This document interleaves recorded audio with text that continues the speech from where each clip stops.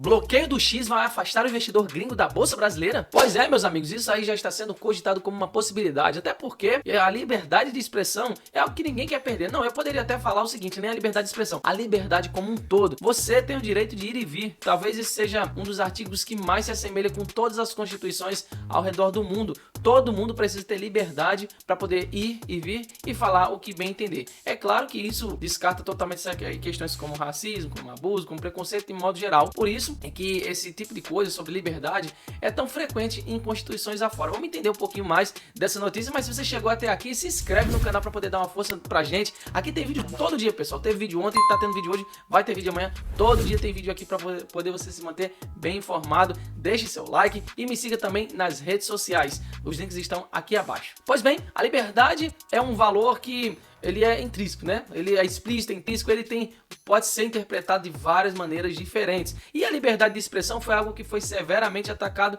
com o bloqueio do X. É claro que o X, né, não é aquela rede social bonita, né, o mar de rosas, mas onde tem ser humano, infelizmente a gente precisa conviver com as duas partes. Tem aquele pessoal que é mais educativo, que gosta de fazer a coisa direito, gosta de estar agregando valor, e tem aquele pessoal que não tá nem aí, né? Coloca todo tipo de coisa, desde que a rede permita. E o X é aquele, meio que a terra sem lei, né? O esgoto da internet, todo mundo coloca o que quer. Mas de toda forma, pessoal, isso é a liberdade de expressão, a liberdade individual de cada pessoa. Cada um tem o direito de se expressar da forma que bem entender.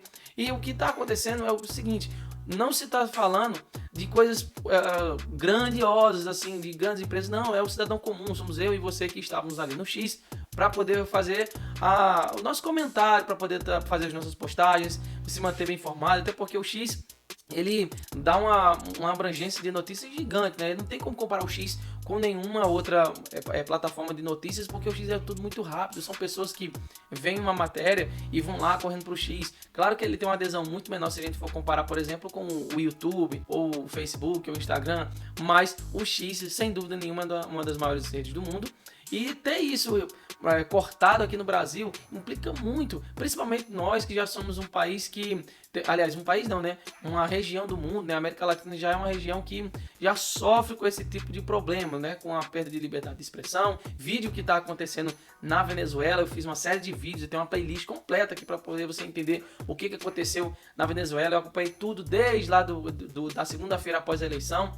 Então, tem tudo, você pode estar clicando no link aqui acima. Então, isso aí é um direito individual de cada pessoa. Isso sendo atacado, acaba trazendo outras consequências. Uma dessas consequências é a forma que o investidor estrangeiro vai estar olhando para o Brasil. Lembrando que o Brasil é um grande exportador de commodities, ele está bem posicionado no mundo comercial, porque nós somos exportadores de um monte de coisas, de commodities, a gente é um dos maiores produtores de café do mundo, de cana-de-açúcar do mundo, enfim, tem muita coisa que a gente exporta, e o gringo passa a olhar para o Brasil com um olhar diferente quando vê a liberdade individual sendo prejudicada, que foi exatamente o que aconteceu quando houve esse bloqueio do X. E isso impacta também diretamente em como ele está olhando para nós, porque, veja bem, se o governo ele não prioriza nem o seu próprio povo, se ele olha para o povo e percebe que o povo está sendo censurado, que dirá ele que está somente colocando dinheiro ali no país?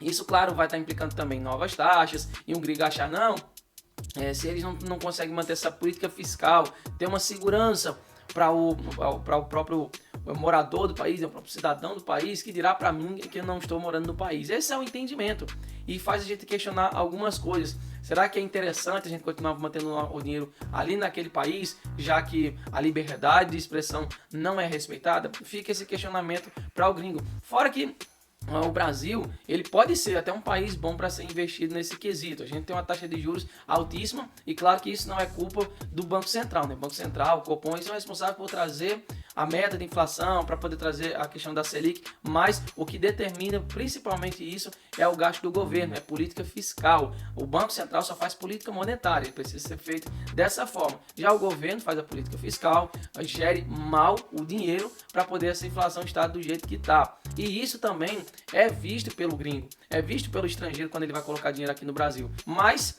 o que fazer em relação a todas essas coisas? Isso é o que a gente pode estar se perguntando, porque até nós às vezes nos questionamos, será que vale a pena a gente fazer investimentos no nosso próprio país? E a gente acaba vendo vários influenciadores financeiros, várias pessoas que entendem o mercado financeiro descaracterizando essa coisa, dizendo não, cara, não dá para poder manter dinheiro só em moeda nacional, não dá para manter só em real, porque o real é uma moeda fraca em relação a outros investimentos. Mas aí fica aquele contraponto, ora, se eu sou brasileiro e é errado eu estar investindo aqui no Brasil, por que o gringo vai poder estar investindo aqui no Brasil e vai se ver como vantagens? É muito simples, porque o gringo, ele vai botar apenas o dinheiro dele aqui e ficar rendendo de acordo com a taxa de juros. Nós acabamos por ter problemas com isso devido ao quê?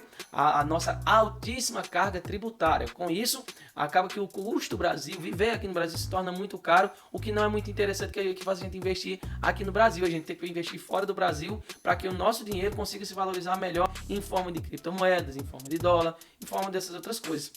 Por isso que não é tão interessante ele estar mantendo os investimentos aqui. Mas vamos lá para a notícia para a gente entender essa coisa toda. O embate entre a empresa e a justiça brasileira se estende há pelo menos 4 anos com mandatos para derrubar perfis de plataformas de investigação de notícias falsas. O conflito esquentou na última semana e a plataforma de Musk derrubada após cumprir uma ordem de judicial de Moraes que exigia a nomeação de um representante legal da empresa do país, que foi o que a gente já viu nos episódios anteriores.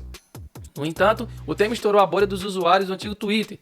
Alguns profissionais do mercado financeiro já estimam que essa decisão pode impactar, além dos fãs da rede social, até a Bolsa Brasileira. O analista Matheus Spies, da Empiricus Research, defende que essa briga gera uma preocupação séria e pode causar uma péssima imagem para o Brasil.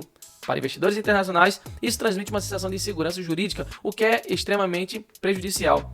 A percepção é realmente negativa. Quando a gente vai falar de investidor estrangeiro, claro que a gente não está falando somente do americano, né? Tem outros países que investem aqui no Brasil. E como eu já tenho falado, colocar uma trava no que as pessoas falam é muito importante quando você está se investindo em outro país. Porque, como eu falei, quando o próprio povo não consegue se expressar, que dirá o gringo, que dirá o investidor internacional. Então isso acaba gerando um problema e acaba trazendo essa insegurança jurídica, porque ele pensa, se eu precisar tirar os meus investimentos desse país ou fazer alguma coisa, pode ser que eu seja prejudicado e acaba não sendo tão interessante para poder investir. Nós tivemos esse ano uma das maiores fugas de capital da nossa história e isso, claro, está diretamente relacionado com a política fiscal, a forma que o governo está conduzindo tudo isso, o que gera muita inflação e, claro, para poder você entender, não é que a inflação seja boa ou que seja ruim, o bom é ter inflação controlada. Se a inflação está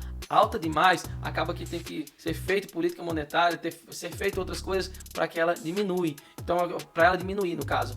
Então, o que ela vai fazer? Ela precisa diminuir para poder controlar essa questão de consumo. E se a inflação está abaixo demais, também é um problema.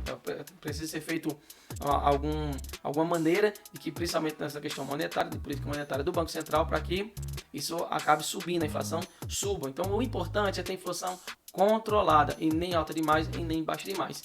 E então, quando o governo faz isso, acaba trazendo esse tipo de insegurança para o investidor internacional.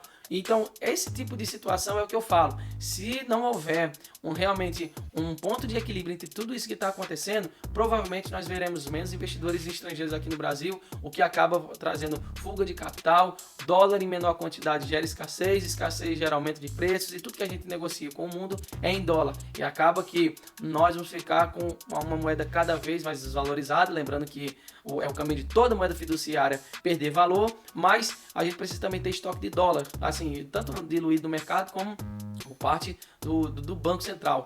Então, se a gente não tem esses indicadores bem alinhados, a gente tem muito problema. Então é isso, pessoal. Esse foi o vídeo de hoje. Espero que você tenha gostado. E se você gostou, deixe seu like e não deixe de estar me acompanhando nos próximos vídeos. Até mais!